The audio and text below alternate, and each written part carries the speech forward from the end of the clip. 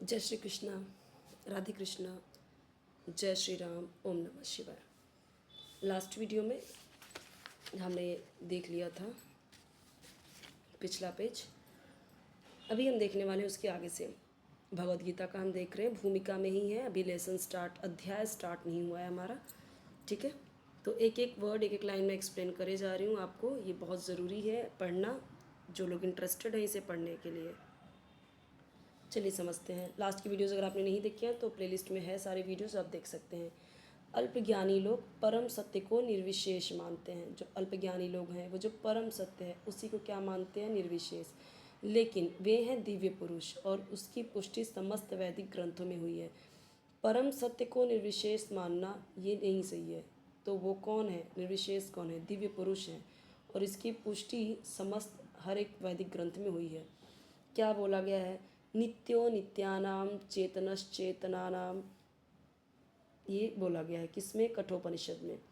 जिस प्रकार हम सभी जीव हैं, यानी इसका मतलब है जिस तरीके से हम सभी जीव हैं और हम सबकी अपनी अपनी व्यष्टि सत्ता है, उसी प्रकार परम सत्य भी अंततः व्यक्ति है। जो परम सत्य है वो क्या है? अंततः व्यक्ति हैं और भगवान की अनुभूति उनके पूर्ण स्वरूप में समस्त दिव्य लक्षणों की ही अनुभूति है। यह पूर्णता रूप विहीन निराकार नहीं है, यानी ये पूरी तरीके से ना निराकार नहीं है।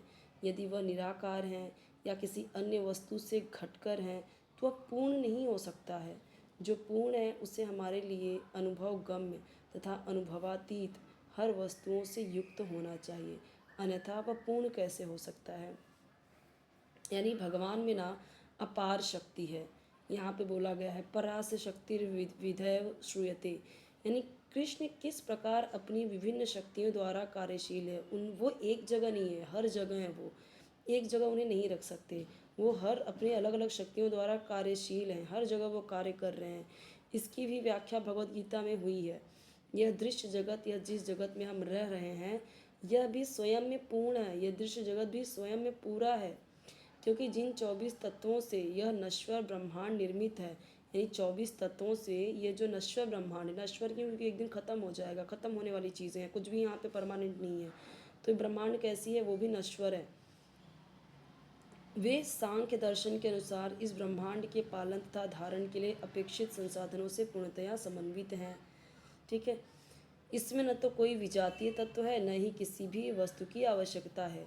इस सृष्टि का अपना निजी नियत काल है। तो इस जो सृष्टि है उसका भी एक नियत काल है, एक समय है जिसका निर्धारण परमेश्वर की शक्ति द्वारा हुआ है। और ये भी कब सतयुग है, कब द्वापर है, कब त्रेता है, कब कलयुग है, कब कौन सा सतयुग आएगा, कब कौन सा, ये सब कुछ, और कब तक ये सृष्टि रहेगी, कब तक कौन सा ग्रह रहेगा, ये सब कुछ ऑलरेडी भगवान ने तय कर रखा है।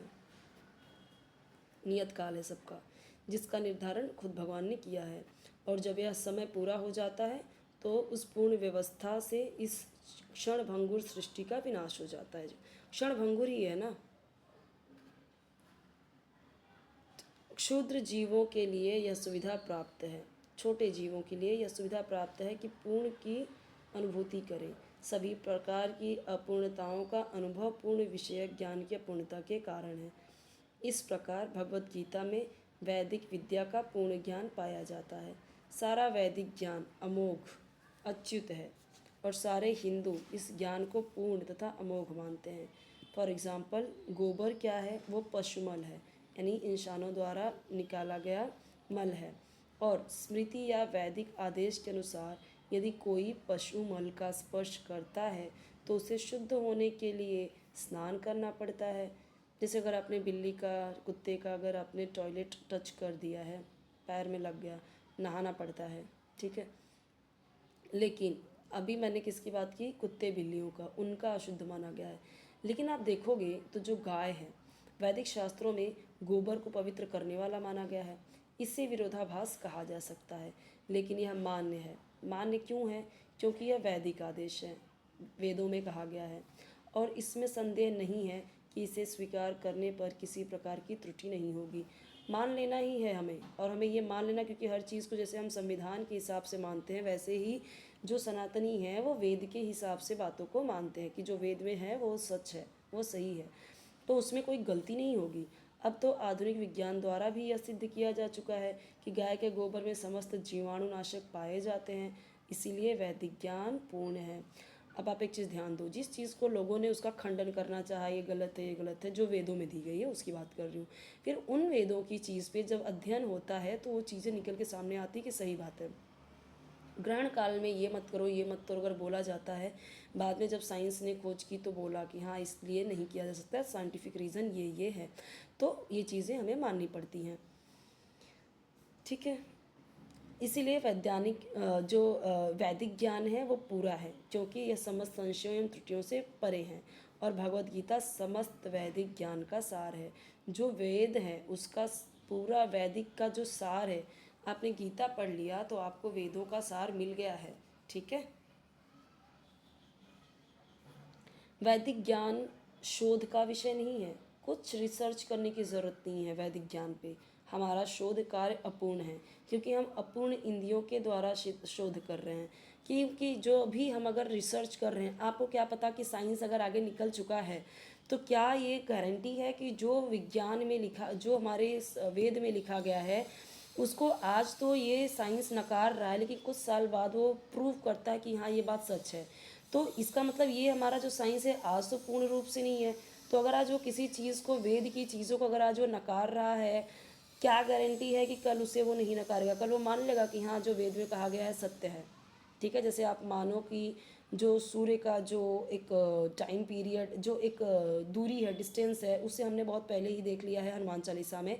तो पहले वो लोग ऐसे बोलते थे कि ये रामायण झूठा, ये झूठा, वो झूठा, सब झूठा। ठीक है, तो उसका भी हमें देख लिया कि राम सेतु मिला, या फिर द्वारिका में जो चीज़ें जो हमें मिली समुद्र के नीचे जो जो चीज़ें हैं वो बाद में निकल के आई। पहले लोग नकारते हैं, झूठ बोलते हैं कि ये कहानी है, मनगढ़ंत है, बाद, लेकिन उस टाइम उन्होंने वो सच्चाई को नहीं पाए, तो इसका मतलब हम अपूर्ण है, हमारा जो साइंस है वो अपूर्ण है। आगे चल के उसने जब थोड़ी और तरक्की की तो उसने एक्सेप्ट किया कि हाँ ये चीज़ है। इसका मतलब कोई भी चीज़ अगर बोली जा रही है कल को साइंस वो भी मानेगा, पर आज नहीं मान रहे, इसका मतलब ये नहीं कि वेद की बातें झूठी हैं। ठीक है, ये कहा जा रहा है।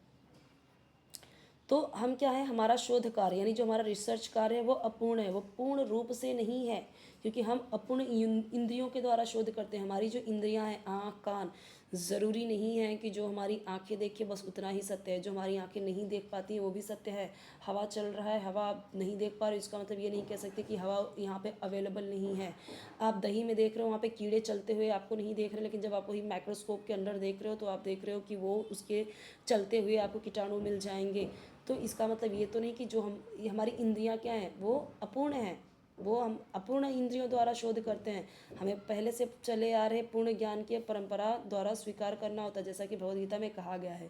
हमें ज्ञान को उपयुक्त स्रोत से, परंपरा से ग्रहण करना होता है, जो परम गुरु साक्षात भगवान से प्रारंभ होती है, और शिष्यों गुरुओं की यह परंपरा आगे बढ़ती जाती है।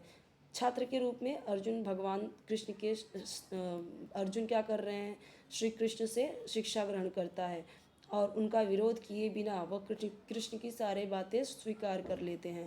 किसी को भगवत गीता के एक अंश को स्वीकार करने और दूसरे अंश को स्वीकार करने की अनुमति नहीं दी जाती। एक आपने एक्सेप्ट किया, दूसरा एक्सेप्ट नहीं कर रहे हो, गलत है। सब कुछ आप एक्सेप्टेबल है, आज नहीं तो कल सब कुछ, साइंस जो भी चीज़ें हैं आपको सच मानना ही पड़ेगा। ठीक है, अभी नेक्स्ट वीडियो में हम देखेंगे आगे का पार्ट, और छोटा छोटा ही हम देख रहे हैं। और आपको सारे वीडियोस देखना है तो प्लेलिस्ट में एक एक करके सारे देखते जाइए, 1 2 3 4 5 ऐसे करके आपको सारे मिल जाएंगे। चैनल को जरूर सब्सक्राइब कीजिए, वीडियो लाइक कीजिए, फ्रेंड्स के साथ शेयर कीजिए, बेल आइकन जरूर प्रेस कीजिए, ताकि जब भी नई वीडियो अपलोड करूँ आपको उसका नोटिफिकेशन मिल जाए ईजिली। ये जो भी वीडियोज़ बना रही हूँ मुझे पसंद है गीता पढ़ना, बहुत सारे लोग पढ़ना चाहते हैं, उनके पास नहीं है, या उनको हिंदी संस्कृत अच्छे से नहीं आती है, वो नहीं पढ़ सकते, या तो फिर आप भगवत गीता का जो, जैसे कुछ हमसे कुछ हो जाता है, पाप बन जाता है, कुछ हमसे दोष बन जाता है, तो ऐसा प्रेमानंद महाराज जी भी बोल चुके हैं, और बहुत सारे ऐसे पंडित विद्वान बोलते हैं कि आप भगवत गीता पाठ पढ़ो, पंडित को बुला के करो। हमारे में कैपेबिलिटी नहीं है उनको बुलाने की, या नहीं हम बुला सकते, नहीं दे सकते दान दक्षिणा, तो खुद पढ़ो। खुद भी नहीं पढ़ सकते तो आप इस तरीके के वीडियोस देख सकते हो। चलिए, जय श्री कृष्णा, जय श्री राम, ओम नमः शिवाय, राधे कृष्णा। नेक्स्ट पार्ट हम देखेंगे नेक्स्ट वीडियो में।